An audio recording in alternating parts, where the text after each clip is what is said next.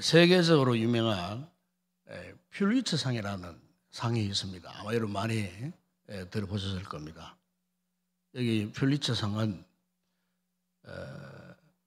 인류 문화 부분에서 가장 많이 이렇게 기여한 사람에게 주는 세계적인 유명한 상입니다. 그래서 신문, 저널리즘이나 문학, 음악 분야, 또 사진 분야 이런 부분에 있어서 아주 탁월한 어떤 의미 있는 인류에게 감동을 주는 이런 작품을 만들어낸 사람에게 주는 아주 큰 상입니다. 그런데 문학 계통에서 책을 써서 이 상을 받은 사람 가운데 미국 UCLA 생리학을 가르치고 있는 제레드 다이몬드라고 하는 교수가 있습니다. 이 교수가 제레드 다이몬드가 무슨 책을 썼느냐 하면은 13,000년간의 인류 세계 역사 속에서 가장 영향을 끼친 것이 무엇인가 여기에 대해서 책을 썼어요. 제 방에도 그 책이 있는데 그 책 제목이 이렇습니다. 총균 쇠면. 총은 뭐냐? 무기를 말하고, 균은 바이러스, 병균을 말하고, 그리고 쇠는 금속을 의미합니다. 책 제목이 그래요. 총균 쇠. 그런데 인류 문화 역사 속에 가장 영향을 줬던 이 세 가지, 이 총균 세 가운데에 특별히 이 세 가지 가운데에 영향을 더 많이 준 것이 뭐냐? 여기 보면은 무기라는 거예요. 그러니까 이 무기가 왜 필요할까요? 이 무기라고 하는 것은 전쟁 때 사용되어지는 것 아니겠어요? 그러니까 다시 말하면은 인류 역사 속에서 가장 영향을 끼친 것은 다름 아닌 전쟁이라는 거예요. 그래서 인류 역사 한마디로 말하면은 전쟁 이야기예요. 전쟁 가운데서도 특별히 50가지의 그 전쟁이 지금까지의 세계의 역사를 바꾸어 왔다는 거예요. 그러니까 이 인류 역사를 보게 되면은 전쟁이 없던 시대는 한 번도 없었다는 거예요. 이 전쟁을 통해서 영토를 확장하고 전쟁을 통해서 남을 지배하게 되고 이 전쟁을 통하여서 뭐 이렇게 각종 뭐 기술이나 제도나 과학이나 군사 무기 분야에 엄청난 이런 발전을 시켜왔다는 거예요. 그러니까 이 전쟁이라는 것이 부정적인 이런 부분도 있지만은 이 전쟁이라는 것이 굉장히 긍정적으로 이렇게 보면은 전쟁을 통해서 지금까지 인류의 역사가 엄청난 발전을 해왔다는 거예요. 우리가 성경으로 돌아와 봐도 성경의 역사, 우리가 1500년 내 600년 이렇게 보거든요. 성경에 기록된 그 전체 역사가. 그러니까 이 성경 역사를 보더라도 1500년 기간 동안에 그 팔레스타인 지역, 지금은 중동 지역이잖아요. 이스라엘이 있는 팔레스타인 지역을 배경으로 한 20여 개의 정말 중요한 크고 작은 그런 전쟁 이야기가 성경에 나오고 있어요. 그러니까 이 하나님의 이 백성들의 이 삶 자체는 그런 전쟁 가운데 있었다는 거예요. 전쟁 가운데. 그러면 여러분, 하나님께서 왜 당신의 택한 이스라엘 백성들, 그 선민들로 하여금 전쟁을 기가 막히게 하셨을까? 이 전쟁이라는 것은 결코 좋은 것이 아니잖아요. 왜 하나님이 당신의 택한 백성들이 살고 있는 그 가나안 땅, 이미 가나안 땅에 들어가는 것 자체부터가 전쟁의 시작이었잖아요. 그냥 가나안 땅이 그냥 주어지는 것이 아니어서요. 피 흘리는 전쟁을 통하여서 그 가나안 땅을 정복하고 접수하고 약속을 이루고 가도록 하나님께서 전쟁이라는 도구를 통하여서 하나님이 그렇게 하셨다는 것을 우리가 잘 알 수가 있어요. 그래서 구약 성경은요, 전쟁의 역사예요. 전쟁의 역사 가운데에 그럼 하나님이 무엇을 이스라엘 백성들에게, 택한 백성들에게 보여주길 원하셨는가? 바로 그것은 하나님이 어떤 분인가, 전쟁을 통해서 하나님이 어떤 분인가를 보여주고 싶으셨다는 거예요. 전쟁만큼 실감 있는 인생 경험 어디 있겠어요? 우리 어른들 가운데는 아마 뭐 6.25 전쟁 뭐 기억하신 분들이 뭐 현재로서 이제 없잖아요. 이 자리에 내가 볼 때 없어요. 전쟁을 경험했던 우리 선진들 이야기 들어보면요, 우리 한국 전쟁 너무너무 비참해요. 그러니까 전쟁만큼 참 우리 인생을 실감하게 하고 경험하게 하는 것이 없다는 거예요. 그래서 하나님께서 가장 비참하고 가장 힘들고 어려운 역경이었던 전쟁을 통해서 하나님은 당신을 보여주고 싶으셨다는 거예요. 그래서 그 전쟁을 통해서 하나님이 어떤 분인가. 그리고 우리 구약성경에 보시면 하나님이 그야말로 거의 질 뻔했던 전쟁도 어떠했습니까? 하나님이 초자연적 방법으로, 때로는 막 천둥 우레를 통해 갖고, 때로는 지진을 통해 가지고 그 참 적대 악한 자들을 물리치시고, 심지어 하나님께서 그 적대의 진영 안에 자중질환이 일어나도록 해갖고 십수만 명이 그냥 자기들끼리 그냥 찔러 죽이는 이런 자중질환을 통하여 갖고 하나님이 어떻게 이스라엘 백성들의 편에 서셨는가, 하나님이 어떻게 이스라엘을 하여금 그 전쟁에서 이기게 하셨는가, 이런 것들을 성경 곳곳에서 보여주고 있다는 거예요. 우리가 묵상하는 이 시편에만 하더라도 이 시편에서도 전쟁을 이야기하는 시편들이 참 많습니다. 특히 여러분 다윗의 시편은 거의 다 그래요. 이 다윗 시편. 왜냐하면은 이 다윗은 어떤 사람입니까? 다윗은 그가 소년 시절에 등장하면서부터 그는 전쟁을 통해서 그의 이름이 널리 알려진 사람이에요. 그가 평생을 통해서 얼마나 많은 전쟁을 했으면요, 그가 그토록 일평생 소원이었던 그 하나님의 성전 건축, 이걸 하고 싶었어요. 하나님의 그 언약궤가 성막의 텐트에 있는 그것이 너무나 안타까워서 자기 시대에 성전을 건축하기 위하여 하나님 앞에 기도했는데 하나님께서 어떻게 말씀하셨습니까? 너는 안 된다 그랬어요. 왜? 다윗은요, 전쟁을 너무 많이 했어요. 전쟁을 많이 했던 말은 무슨 말입니까? 피를 많이 흘렸다는 거예요. 그래서 여러분 역대상 28장 3절을 보면은 너는 전쟁을 많이 한 사람이라 피를 많이 흘렸으니 내 이름을 위하여 성전을 건축하지 못하리라. 이 다윗은 정말 전쟁을 많이 한 사람이에요. 그래서 오늘 시편 이 9편도 다윗의 전쟁 이야기입니다. 이게 전쟁 이야기. 그리고 시편 9편을 전쟁의 시라 이렇게 부릅니다. 그래서 이 시편 9편은 무슨 전쟁인가? 다윗이 골리앗과 싸웠던 그 전쟁을 배경으로 하는 말이에요. 그 표제에 보게 되면 이런 말씀이 있잖아요.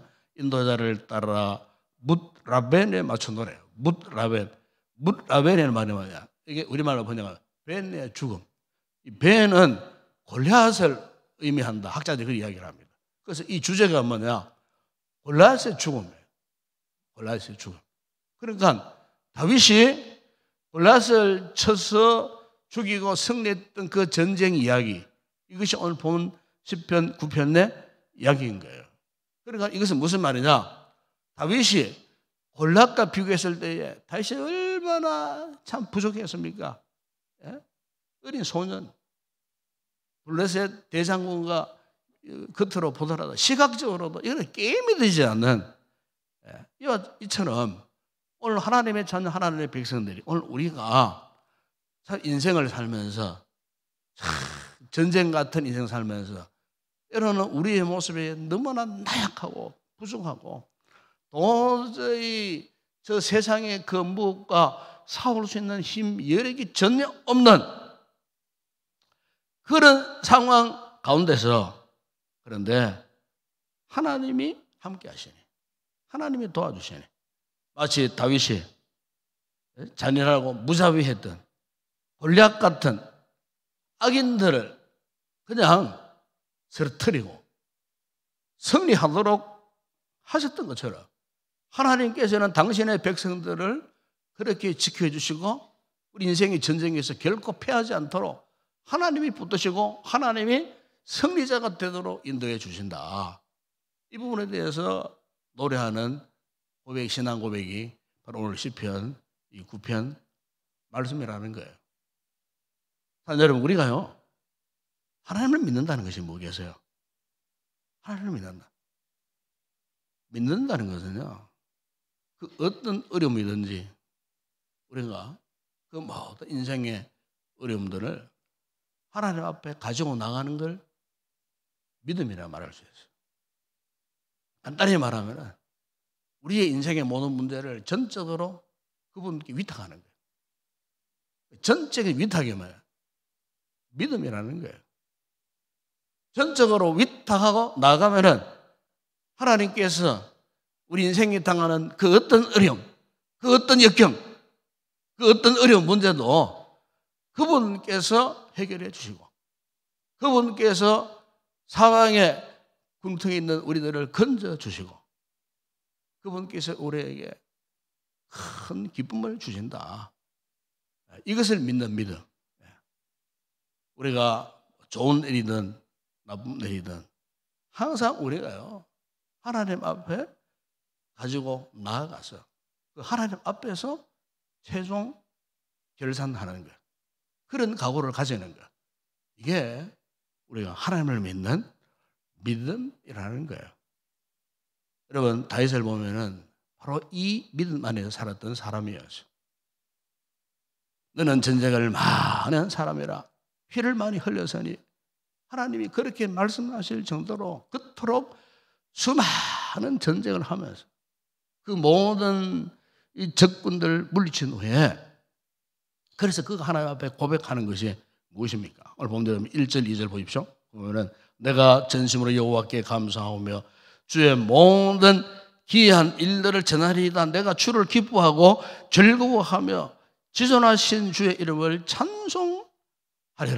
이런 고백을 합니다. 여러분, 대개요 이 전쟁에 이 참전한 이 장군들이 전쟁에 돌아오잖아요. 특히 이기고 돌아올 때는 참 개선 장군들이 돌아올 때는요 대단합니다. 아마 여러분 영화에 보면은 로마 제국시대 때 로마 군인들이 어떤 지역을 정복하고 막 이렇게 승리를 상징하는 개선 문으로 막 들어올 때는 막 온 시민들이 와가지고 막 종려 가지를 흔들고 막 그냥 연호하고 막 흥분하잖아요. 그러니까 전쟁에 승리하고 들어와서 이 개선할 때는요 그야말로 대단한 겁니다. 자축 행사도 하고 파티를 열고 이렇게 또 이 자신이 어떻게 싸우는가 하는 무용담을 이야기하고 자신의 힘을 막 과시하고, 그러면서 자기가 전쟁에 이기고 돌아왔을 때 막 가지고 왔던 수많은 전리품, 옛날에는요 전쟁 끝나고 승리한 그 팀들은요 엄청난 전리품을 가지고 오는 거예요. 노예부터 남녀 노예부터 시작해서 온갖 보물들 이런 것들을 그냥 끌고 오는 이런 것들을 막 자랑하는 거예요. 이게 이제 하나님을 모르는 세상 나라들이 전쟁에서 돌아왔을 때 하는 그런 축하 행사예요. 그런데 다윗은 어땠는가? 여러분, 다윗은요 그런 수많은 전쟁에서 한 번도 져본 적이 없어요. 백전백승이에요. 그런데 그가 그 많은 전쟁에서 백전백승했지만은 그가 오늘 이 9편, 10편 9편을 보더라도 어떻게 하느냐? 그가요 골방에 들어가죠. 골방에 들어가서 뭡니까? 하나님 앞에 무릎을 꿇고 기도하는 모습을 말하는 거예요. 기도했어요. 기도하면서 뭘 생각했겠어요? 하나님, 여호와 하나님, 내가 어떻게 해서 이번 전쟁에서 이겼습니까? 그러면 하나님 앞에서 조용히 묵상했다는 거예요. 어떻게 도저히 내 힘으로 감당할 수 없는 골리앗을 내가 때려 눕히고 골리앗의 칼을 뽑아가지고 골리앗의 목을 쳐서 승리의 증거로 확실한 승리를 안겨다 주셨는데 하나님 이 은혜를 나에게 왜 주셨습니까? 시편 9편은 그걸 이야기하는 거예요. 여러분 블레셋의 골리앗 보십시오. 골리앗 그게 사무엘상 17장에 보게 되면요 골리앗의 키가 이렇게 나옵니다. 키가 6규빗하고 한 뼘이래요. 6규빗하고 한 뼘. 보통 한 규빗이 45cm를 말하거든요. 45cm. 6규빗 한 뼘. 대략 골리앗 키가요 2m 한 90 정도. 2m 90. 거의 뭐 한 3m 정도의 엄청난 거인이에요. 거인. 그 거인 머리가 얼마나 크겠습니까? 그 거인의 머리에 노투구를 썼어요. 노투구. 노수로 만든. 노시 얼마나 무섭습니까? 노투구를 쓰고요.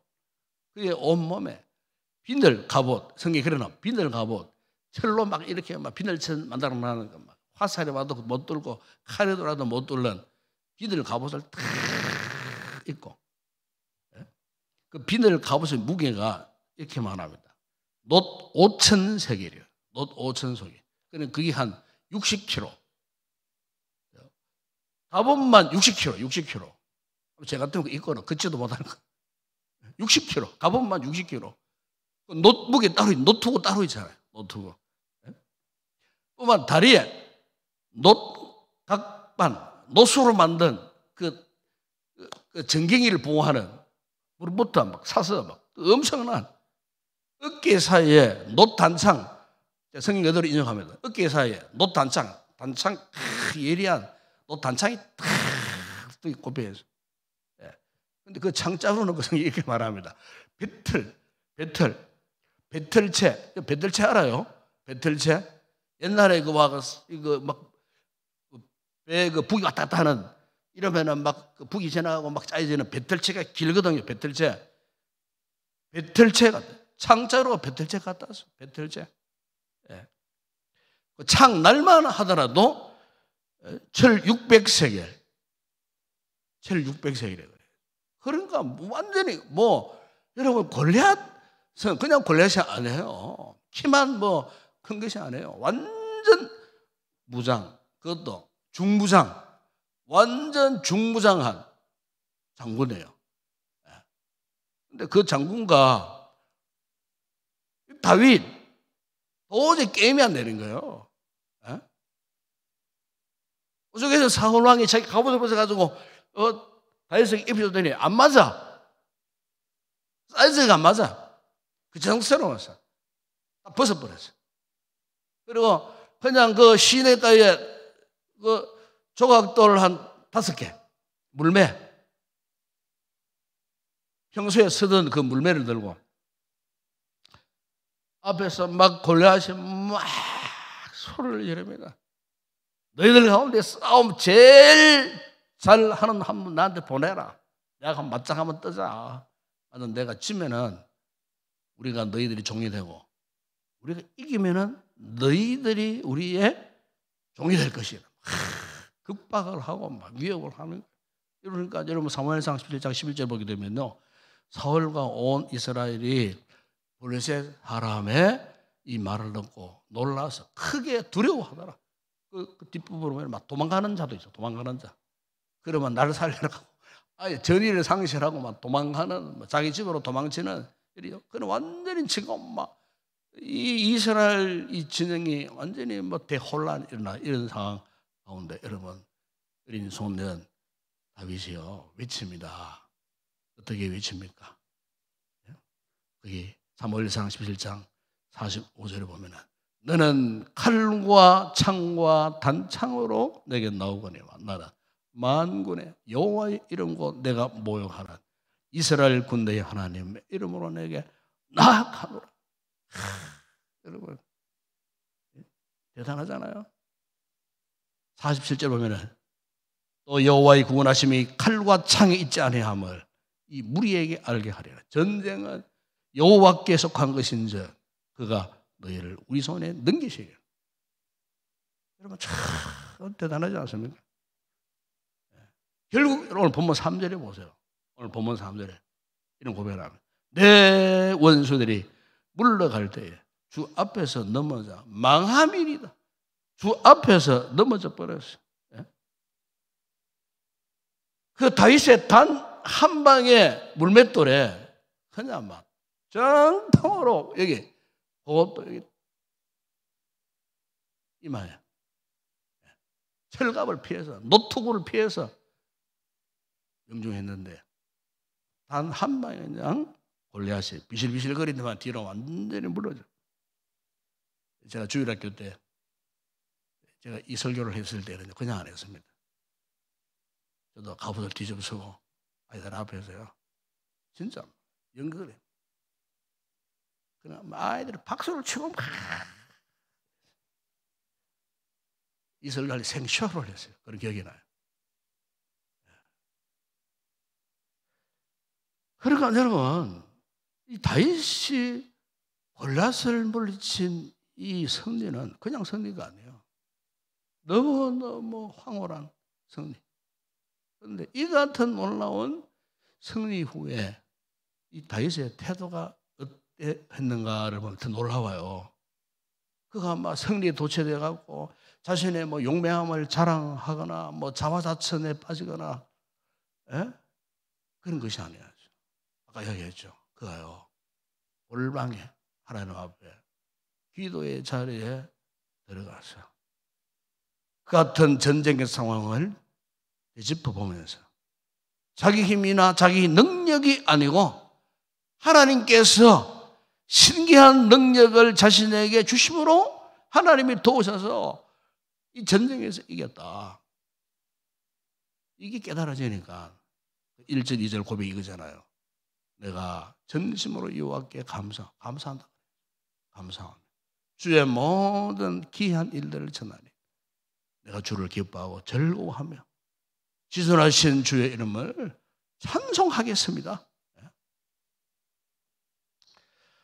여러분 오늘 우리 성도들이 신앙생활을 할 때 이런 갈등들이 있지 않습니까? 무슨 갈등인가 하면 분명 나는 하나님을 믿고 싶어. 근데 하나님 우리 눈에 안 보이잖아요. 안 보이니까 그래도 나의 지성으로 머리로 하나님을 알고 하는 게 있지 않습니까?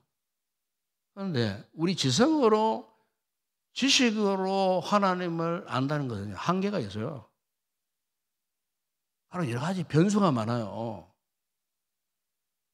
이 지성만 가지고 우리 머리로만 가지고 성경적인 지식으로만 가지고 하나님을 안다는 것은 온전한 믿음이 될 수가 없어요.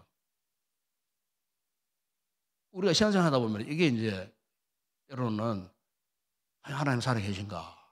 이를테면 우리가 인생에 어려움을 당했을 때, 만났을 때 아마 이런 의심 한 번쯤 하셨을 거예요. 저도 역시 마찬가지였어요. 정말 힘들고 어려웠을 때 정말 하나님 계십니까? 하나님이 살아계신다면 왜 나에게, 우리 가정에, 내 몸에 이런 어려움을 주십니까? 우리 가정에 왜 이렇게 경제적인 어려움을 주십니까?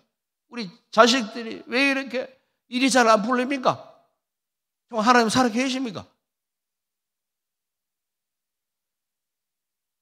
우리가 믿음이 성숙하지 못하면요, 우리가 알고 있는, 지성적으로 알고 있는 하나님은 절대로 우리에게 큰 도움이 안 되더라고요. 오히려 갈등이 와요. 혼란이 와요. 놀라운 것은요, 우리 하나님께서 우리 성도들에게 때로는 역경, 힘든 어려움 주시잖아요. 하나님 우리를 사랑하신다면 그런 어려움 없이 그냥 아무런 문제 없이 그냥 무슨 일 하든지 만사 형통 잘 되고 건강하고 잘 살고 부자 되고 우리 아이들 공부 잘하고 우리 아이들 사춘기 잘 넘어가고 착하게 자라나고, 여러분 얼마나 좋겠어요. 실제로 그런 어떤 순경보다도 역경이 더 많더라니까요. 내 인생을 보더라도 그래요. 여러분 어떤지 모르겠지만 아직까지 젊으시니까 역경이 더 많아요. 역경이. 그럼 왜 하나님께서 당신의 택한 백성들에게 순경으로 우리의 삶을 이끌어가지 아니하고 역경을 주시는가? 여러분 신앙은 경험입니다. 경험입니다. 체험이에요. 지성도 중요하지만 체험이에요. 체험. 경험하셔야 돼. 언제 경험하느냐? 잘 나갈 때, 잘 될 때, 평안할 때, 문제 없을 때 하나님을 경험하는 게 아니에요. 역경 속에서, 문제 속에서 눈물 흘리고 탄식하고 고통을 당할 때 그때 다윗이 고백했던 것처럼 지존하신 주의 이름, 지극히 높으신 하나님, 그 하나님을 비로소 만나게 되는 거예요. 인격적으로 만나게 되는 거예요. 이런 경험이 있으면요, 그분의 신앙은 확실해지는 거예요. 제가 때로 이런 좀 생뚱맞은 생각을 할 때가 있어요. 하나님, 내 인생 잘 아시지 않습니까? 나의 약점 잘 알고 있지 않습니까? 나의 실수 참 잘 알고 있지 않습니까? 그러면 그 실수 때문에, 약점 때문에 어려움 당하기 전에 미리 좀 하나님께서 다 막아주시고 좋은 길로 인도해 주시지. 실수할 거 실수 다 하고 욕 얻어먹을 거 욕 다 먹게 하시고 바로 늦게 왜 그렇게 깨닫게 하시느냐고. 그러니까 전쟁 일어나기 전에 어떤 음모를 꾸미기 전에 미리 알아서 하나님이 다 막아주시지 않고 왜 뒤늦게 나중에서야 도와주시느냐고. 어차피 도와주실 거 좀 일찍 도와주시지. 눈물 흘리기 전에, 아파하기 전에 좀 도와주시지. 눈물 흘리고 실컷 아파하고 괴로워하고 그런 고통을 당한 연후에 왜 하나님이 나타나셔갖고 나를 도와주시느냐고. 여러분 왜 그러실까요? 우리 사람은 너무 간사합니다. 평소에는요, 문제 없을 때는요, 우리 믿음이 대단한 것처럼 착각을 해요. 근데 그런 분들도 막상 어떤 문제가 생겨보세요. 여지없이 흔들리는 분들이 참 많더라고요. 여지없이 하나님을 떠나는 분들이 참 많아요. 뭐 자그마한 그런 시험거리 만나갖고 그것도 이겨내지 못해갖고 마음이 막 상처받아가지고 막 그냥 삐쳐가지고 막 아이고 막 그냥 뭐 신앙도 포기하고 이런 분들. 의외로 그런 분이 참 많아요. 교회 안에. 여러분 그러나 역설적이지만은 하나님 우리에게 그 같은 상처를 주고 시험거리를 주시고 그런 괴로움도 주시고 한없는 눈물을 지을 만한 캄캄한 그런 상황을 왜 만나게 하시는가? 바로 그런 곤고함을 통하여서 비로소 하나님을 경험하게 하시는 거예요. 하나님 아버지가 어떤 분인가? 그래서 오늘 본문 여러분 다윗이 여러분 4절에 이런 고백을 합니다. 주께서 나의 송사를 변호하셨습니다. 보좌에 앉아서 의롭게 심판하셨나이다. 쉬운 성경이라는 성경에 보니까 이렇게 번역을 했어요. 주께서 나의 억울한 사정을 들으시고 보좌에 앉으셔서 공평하게 재판하셨습니다. 나의 억울한 사정을 들으시고 우리 하나님께서 우리 성도들이 처한 억울한 사정, 힘들고 어려운 힘든 상황, 누구에게 함부로 말할 수 없는 나만이 가슴 아래 하고 있는 인생의 서라는 문제를 안고 있는 이 문제를요, 보좌에 앉으신 하나님께서 이미 다 알고 계시더라는 거예요. 그리고 우리 하나님은 기다려주시는 거예요.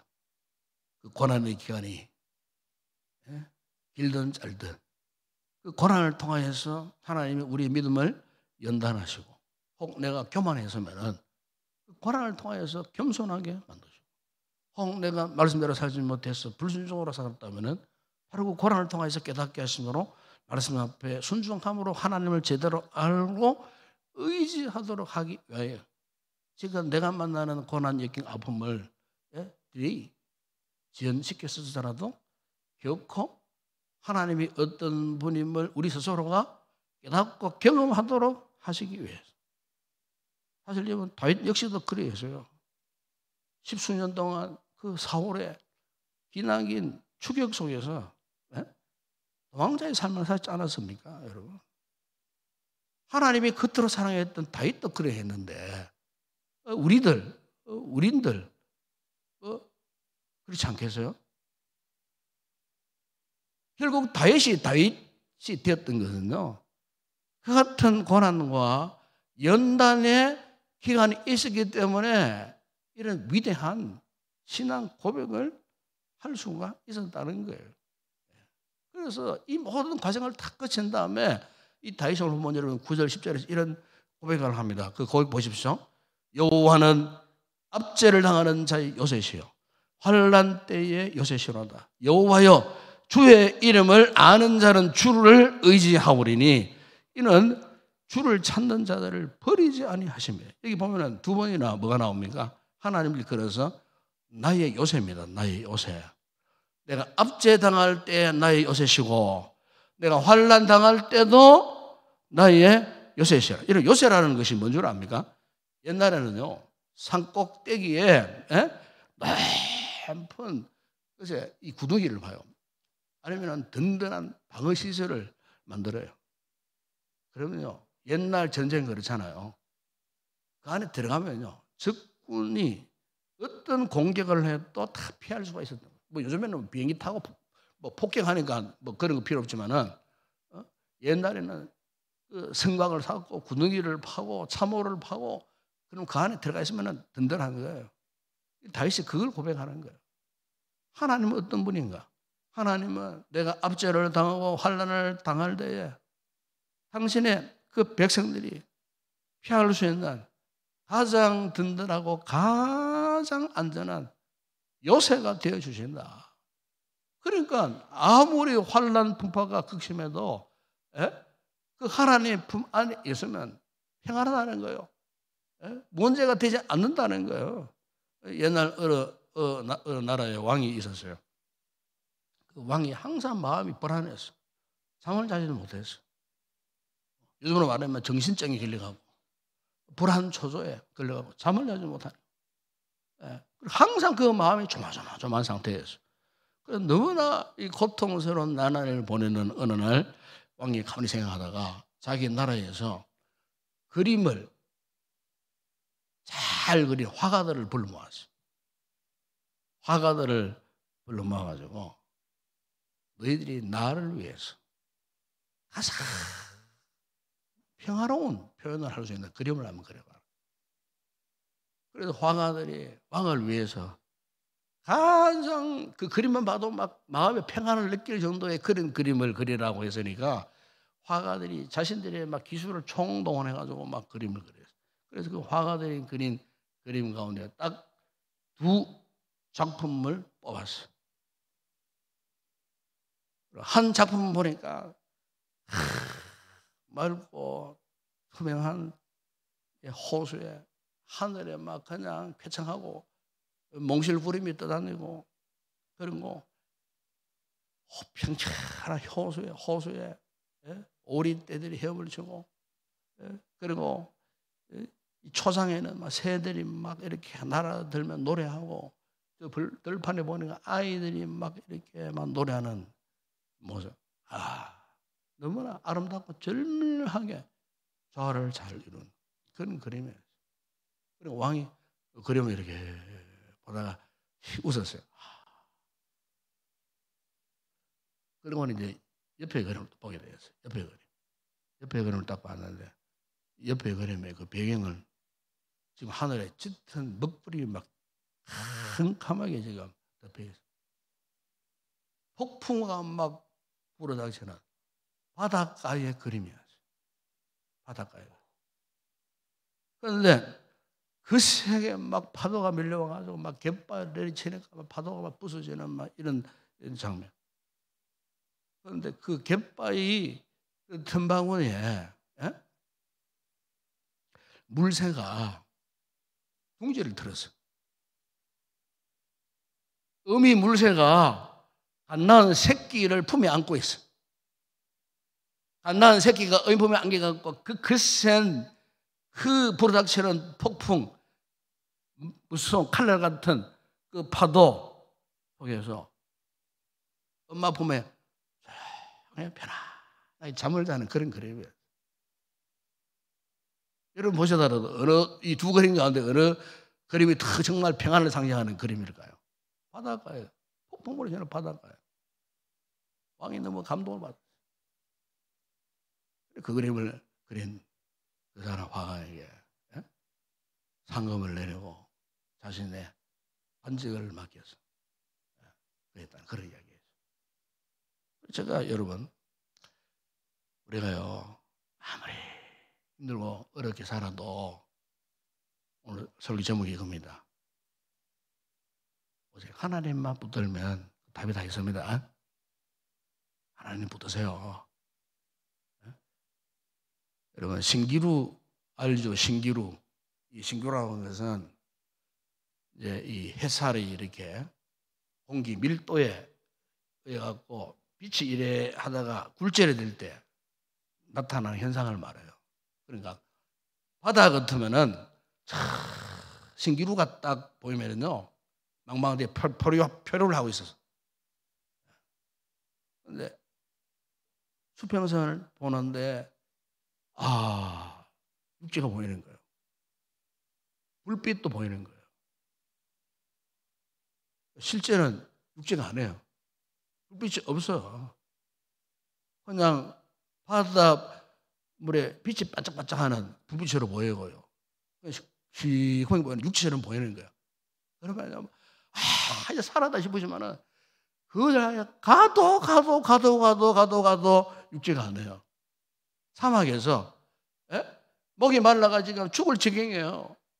그런데 멀리 바다 같은 넓은 호수가 보이는 거예요. 그게 그래 살았다 싶어가고 물을 걸렸고 막 쫓아가다가 더 지쳐서 알고 보니까 그게 뭐냐 신기루.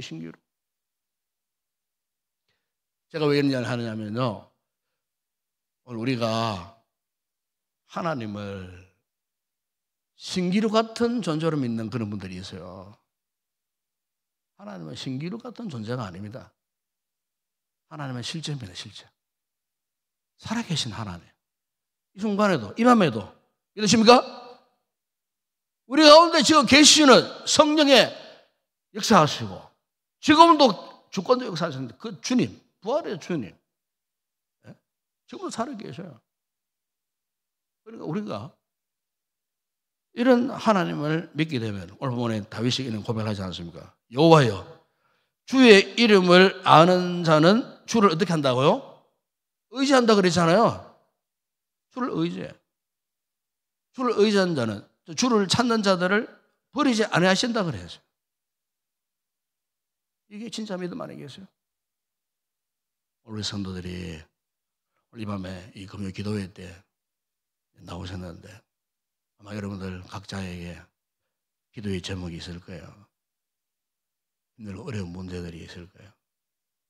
뭐 억울하거나 원통한 일을 당한 분들도 있을 것이고 아니면은 지금 어떤 문제 앞에서 하나님의 뜻을 전혀 이해하지 못하는 혼란 속에 있는 이런 분들도 있을 거예요. 이런 답답하고 절망적인 순간에 우리 어디를 찾아야 할까요? 다윗처럼 하나님 앞에 나와서 무릎을 꿇어야 합니다. 기도하시라 그 말이에요. 전심으로 하나님을 찾으십시오. 하나님을 인하여서 기뻐하고 즐거워하시고 오늘 다시 고백했듯이 하나님이 나의 요새십니다. 내가 핍박을 당할 때 요새시고 환난 때도 요새시고 지금도 하나님 나의 요새십니다. 요새를 믿고 하나님을 붙든다면 하나님께서 오늘 제가 여러분의 인생의 모든 문제 그분이 이 밤에 기도할 때 답을 주시고 또 문제의 모든 문제들을 해결해 주시는 첫 출발점이 될 줄을 믿습니다. 함께 찬양하고 기도하는 시간 갖도록 하겠습니다.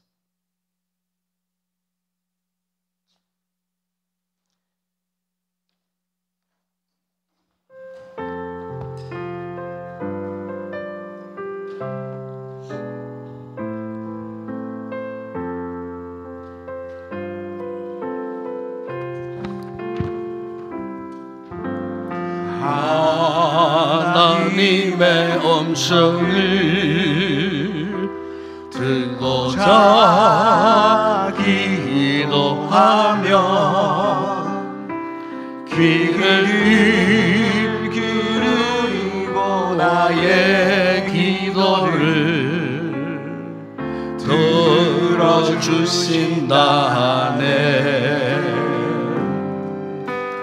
깊은 엉덩이와 수렁에서 끌어주시고 나의 발을 반석 위에 세우시사 나를 튼튼히 하셨네. 새 노래로 부르자라. 하나님께 올린 찬송을 새 노래로 부르자. 하나님 사랑을 주를 의지하고 교만하지 않으며 거짓에 치우치지 아니하며 복이 있으리라. 여호와 나의 주님 크신 권능의 주라.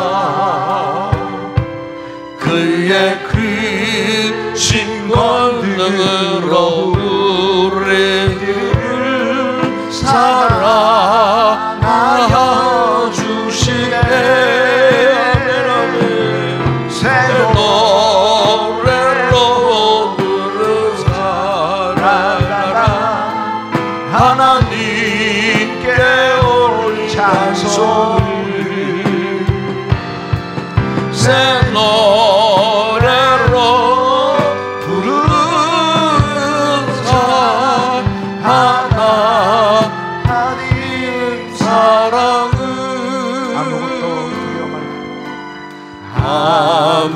아무것도 두려워 말라. 주 나의 하나님이 지켜주시네.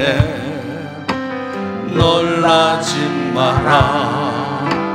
겁내지 마라. 주님 나를 지켜주시네. 아무것도 아무것도 두려워 말라. 주 나의 하나님이 지켜주시네.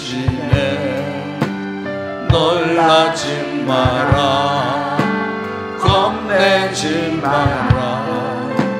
주님 나를 지켜주시네. 아멘 아멘. 내 마음은 힘에 겨워 지칠지라도 주님 나를 지켜주시네. 세상의 험한 풍파 몰아칠 때도 주님 나를 지켜주시네.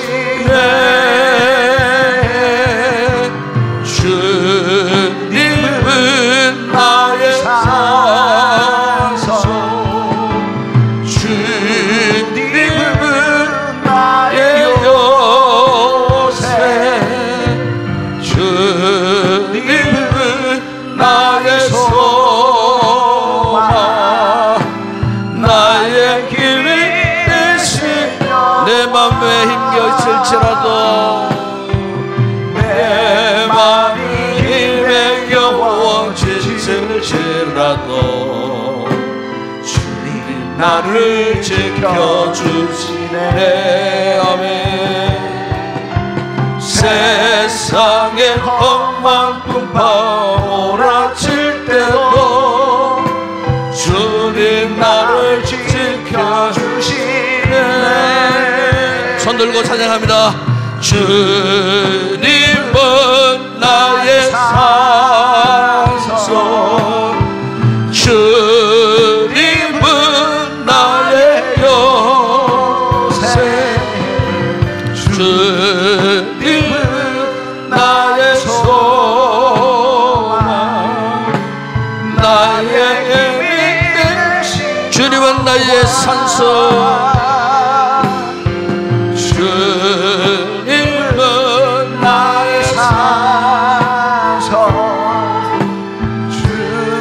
주님은 나의 요새, 주님은 나의 소망, 나의 힘이 되시오라. 할렐루야. 이 시간 기도합니다. 여러분, 하나님은 살아계신 분입니다. 믿으십니까? 아까 제가 말씀했지만 내가 믿는 하나님을 여전히 신기루처럼 여기는 분이 없지 않아 있어요. 그거 잘못 믿은 겁니다. 완전히 그 신앙 가짜입니다. 가짜. 하나님은 살아계신 분입니다. 지금도 우리 가운데 역사하시는 분입니다. 우리 이 하나님을 인격적으로 경험하셔야 돼요. 만나셔야 된다 그 말이에요. 다윗이 그냥 이 하나님을 여호와를 이렇게 고백하는 거 아닙니다. 그는 정말 하나님을 인격적으로 만났어요. 피부로 느끼고 마음으로 느끼고 그런 하나님을 만났다 그 말이에요. 오늘 왜 우리의 신앙이 무기력해져 있습니까? 왜 열정도 식어져 버리고 열심도 하지 못하고 기도도 하지 못하고 이렇게 무능한 모습으로 살고 있는가? 하나님을 만나지 못한 거예요. 인격적으로 만나지 못한 거예요. 그러니까 인간적인 욕구는 자꾸 끌어오르고 자기 자존심 포기 못하고 그걸 결국 점점 교만해지는 거예요. 결국 불순종하게 되고. 여러분, 우리가 하나님을 알면 알수록 만나면 만날수록 낮아집니다. 겸손해집니다. 그의 말씀 따라 살고 싶은 거룩한 욕구가 생기고요. 순종하고픈 뜨거운 마음이 불길처럼 일어납니다. 다윗이 그런 인물이었습니다. 오늘 우리가 이 밤에 기도하다 이 하나님 만나고 다윗이 얼마나 즐거워했습니까? 기뻐했습니까? 감사했습니까? 찬송하지 않았습니까?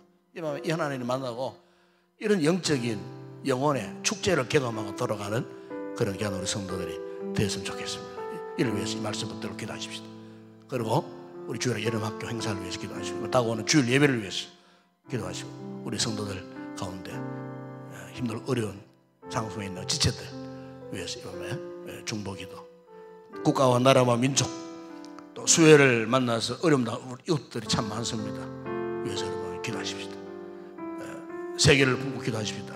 주의 복음이 힘있게 전파되어 될 수 있도록 마지막 시대에 우리 한국 교회들을 통하여 주의 복음이 전 세계 만방에 전파되고 하나님 나라가 확장되는 놀라운 일이 일어날 수 있도록 이런 여러 가지 기도의 점을 갖고 뜨겁게 간절히 기도하시다가 자유롭게 돌아가시기 바랍니다. 함께 우리 통성으로 먼저 기도하겠습니다.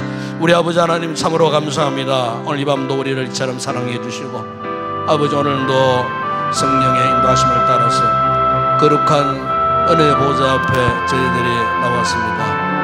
아버지 우리가 지금까지 믿음 생활을 했지만 아버지 이 하나님 살아계신 하나님을 제대로 알지도 못하고 느끼지도 못하고 지금도 살아 역사하시고 성령과 말씀을 통해서 역사하시지만 도대체 이 하나님을 전혀 인식하지도 못한 채 아버지 우리가 마치 사막에 아버지 망망대해 신기루를 경험하듯이 그런 하나님으로 알고 살아왔다면 주여 우리의 잘못을 깨닫게 하여 주시옵소서. 잘못된 믿음의 모습 돌아보게 하여 주시옵소서. 다윗은 그토록 위대한 황홀한 전쟁에 승리하고서도 골방으로 들어가서 전쟁 가운데 역사하셨던 하나님을 묵상하는 가운데 그의 심령이 뜨거워 견딜 수 없었습니다. 하나님을 향하여 찬양했습니다. 기뻐했습니다. 감사했습니다. 즐거워했습니다.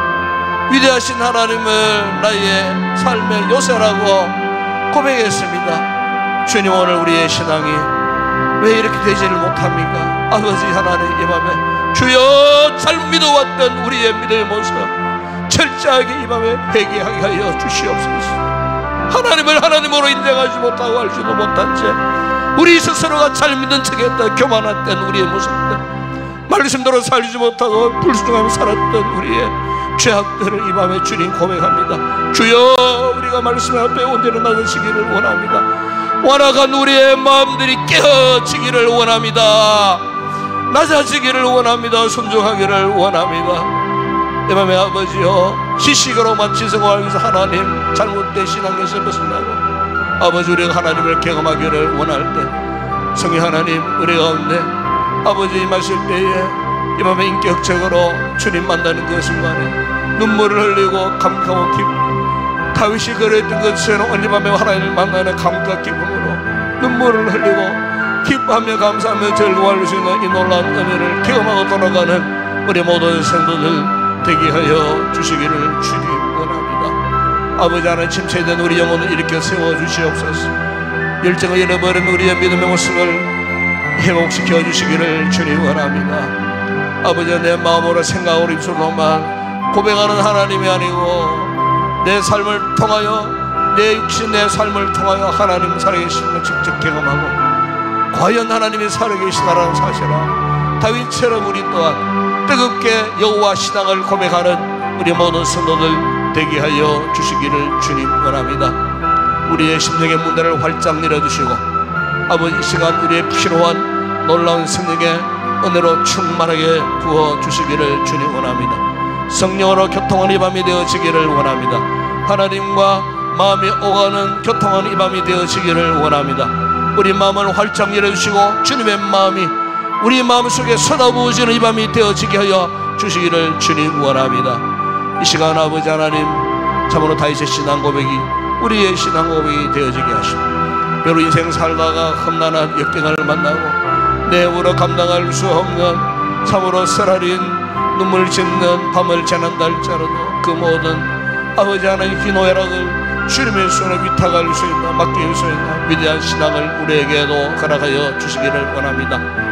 다윗에게 주셨던 신앙의 믿음의 은혜를 우리에게도 허락하여 주실 때에 주님, 내 힘으로 감당할 수 없는 인생의 모든 문제들을 주님께 전적으로 위탁하고 서로 주님을 붙들 때에 그 안에 답이 있음을 믿습니다.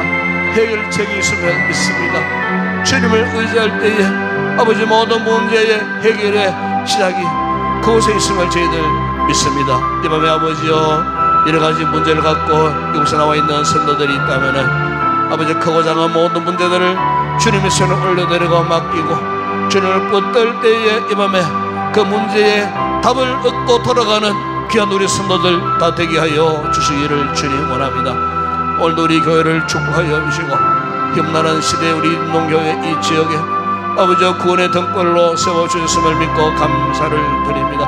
아버지를 통하여 복음의 귀한 사명을 잘 감당하기를 주님 원합니다.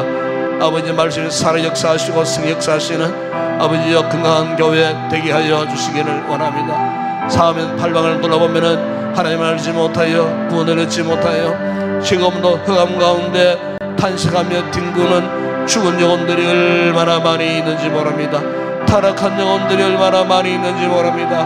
하나님을 알지 못하기에 복음의 생명을 얻지 못하여 아버지 저들이 죽은 가운데 탄식하는 가운데 있사오니 우리 교회를 통하여 저 죽어가는 생명들에게 생명의 공을 전파하고 성령의 역사를 통하여서 저 구원하는 생명들을 구원하고 아버지 이렇게 세우는 아름다운 구원의 역사를 나타내 우리 교회에 되줄 수 있도록 은혜를 베풀어 주시옵소서. 복음의 능력을 나타내는 아버지 우리 교회 되게 하여 주시고 하나님 예배하신 듣고 주변에 오신 귀한 영혼들이 우리 교회를 통하여 돌아오고 구원받고 그곳에서 말씀으로 훈련받고 주님의 제자로 재생산되어지는 위대한 공동체가 되어질 수 있도록 우리 교회를 축복하여 주시고 부정한 종의 모든 목회계획을 지금까지도 함께 하시고 또 역사하셨던 하나님 앞으로도 함께 하시고 오늘 남아있는 모든 목회계획 가운데서도 주님이 역사하셔서 특별히 아버지 우리 귀한 성도들 목회의 동역자 동반자가 되어주고 동행자가 되어주고 협력자가 되어주고 참으로 함께 기도하며 눈물 흘리며 오봉의 영광에 함께 달려갈 수 있는 귀한 우리 모든 성도들 되어줄 수 있도록 은혜를 베풀어 주시기를 주님 원합니다. 아버지여 우리 주일학교를 축복하시고 더운 날씨 속에 아버지 내일부터 연보 여름성학교가 시작되어집니다. 아버지 주의 종들을 붙드시기를 원합니다. 우리 사역자들을 붙드시고 말씀으로 성령으로 충만하게 하시고 우리 교사들에게 은혜로 충만하게 하시고 건강을 지켜주시고 여름날 휴가를 반납하고 주의 전을 위하여 헌신하러 수고하는 모든 교사들의 수고를 주님 기억하시고 섬기는 가운데 감각의 노로 역사하시는 은혜를 아이들을 섬기다가 주님의 계신 은혜를 경험하는 우리 모든 교사들 되어줄 수 있도록 은혜를 베풀어 주시고 우리 자녀들 아버지의 말씀으로 잘 흘려가고 아버지와 세상 학교에서 경험하지 못했던 하나님의 은혜와 사랑을 경험하고 인격적으로 참으로 온전한 모습으로 변화되어지는 이번 여름 학교가 되어질 수 있도록 우리 아이들 한 영혼 한 영혼을 주님이 붙드시고 축복하시고 성령과 말씀으로 저들을 교훈하시고 가르치셔서 참으로 하나님의 말씀에 씨앗이 떨어져서 훗날에 장차 큰 하나님의 일꾼들로 자라갈 수 있는 아름다운 우리 주일학교 자녀들 될 수 있도록 축복하여 주시옵소서. 다음 주간에 있을 우리 성소년부 여름성의학교와 아버지 고등부 여름 수련회 아버지 함께 하시고 우리 자녀들 수고하는 모든 주의 종들 교사들 참으로 아버지 하나님 참으로 이 더운 여름 날씨에 열심을 다하고 힘쓰고 있어서 수고할 때에 우리 자녀들 말씀 안에 자라가고 훈련받는 아름다운 믿음의 귀한 역사들이 일어날 수 있도록 도와주시고 특별히 아버지 여름학교를 전하는 동안에 아버지 안전사고 어떤 경미한 사건 사고도 생겨나지 아니하도록 아버지 하나님 편안하게 여름학교 모든 행사가 순적히 잘 진행되어질 수 있도록 은혜를 베풀어 주시기를 원합니다. 우리 사역자들에게 말씀으로 성령으로 충만하게 하시고 지혜를 허락하셔서 여름학교를 잘 리더해 갈 수 있도록 영적인 리더십을 걸어가셔서 잘 감당하는 주의 종들 되게 하여 주시기를 주님 원합니다. 아버지를 옹호에 소속한 우리 지체들 가운데에 병약한 우리 성도들을 지켜주시고 아버지 하는 질고 가운데에서 속히 해방받고 기도의 자리로 예배 자리에 다 나올 수 있는 우리 귀한 성도들 되어질 수 있도록 은혜를 베풀어 주시기를 주님 원합니다. 아버지 오늘도 나라와 민족에서 간구합니다.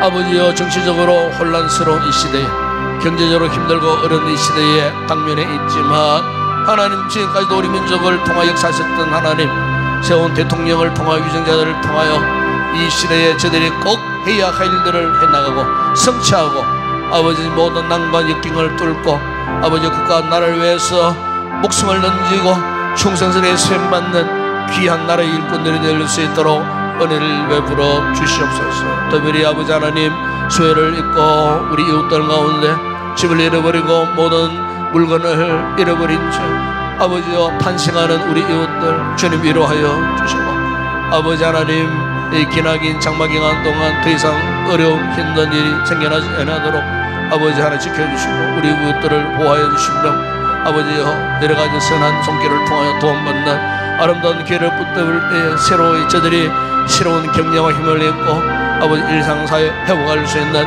귀한 우리 이웃들 내줄 수 있도록 은혜를 베풀어 주시옵소서.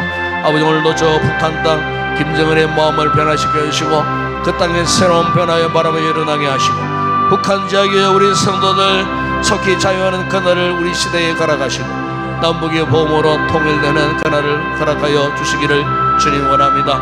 오늘도 아버지 한국에 파송한 27,000여 명의 선교사들이 복음의 전세에 나가 복음을 전하는 모든 선교 지역 그곳에 주님의 나라가 확장되고 부흥되는 역사들이 일어나게 하여 주시고 오늘도 우리 교회에 세워진 선교지 사역자들 가운데에 교회들 위해 현지 교인들 가운데에 주의 선한 손길에 함께 하시고 그곳에서도 아버지 교회가 부흥되고 아버지 날마다 하나님의 나라가 확장되는 부흥의 놀라운 역사가 일어나는 우리 모든 선교 사역지들이 되어질 수 있도록 은혜를 베풀어 주시옵소서. 이 밤도 아버지 하나 여러가지 성도들 기도의 제목을 가지고 나왔습니다. 간구하는 그 모든 기도의 제목들을 들으시고 주님 응답하실 때 기쁨을 안고 돌아가는 귀한 성도들 되게 하시고, 먼 길 돌아가는 성도들 그런 가운데서도 아버지 밤길 힘들지 않도록 하나님께서 편안한 길로 인도하시고, 우리의 평안한 몸과 마음들이 오늘 밤도 편안히 잘 안식했다 다가오는 주일날 거룩한 예배의 자리에 다 나올 수 있는 우리 모든 성도들 되게 하여 주시옵소서. 아버지 감사합니다.